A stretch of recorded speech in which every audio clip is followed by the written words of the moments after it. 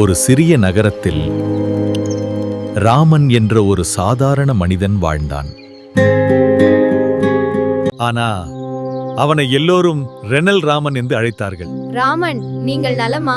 வாழ்க ரெனல் ராமன். சிறுநீரக செயல்பாடு மிகவும் மோசமடைந்துள்ளது. அவர் வலி அனுபவிக்கிறார். அவருக்கு என்ன நடக்கிறது? அவர் போராடுகிறார். நாம் காத்திருக்க வேண்டும். அப்போது யாரும் உதவ முன்வரவில்லை.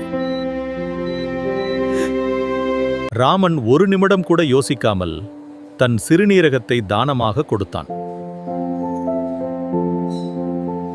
அந்த நாள் ஒரு உயிர் காப்பாற்றப்பட்டது. ஒரு மனிதன் நம்பிக்கையாக மாறினான். உயிரை காப்பாற்றுவது ஒவ்வொரு மனிதனின் கடமை. உங்கள் உறுப்புகளை தானம் செய்வதன் மூலம் வாழ்க்கையை பரிசலியுங்கள். அதன் பிறகு உடல் உறுப்பு தானம் பற்றி விழிப்புணர்வு ஏற்படுத்த ஆரம்பித்தான்.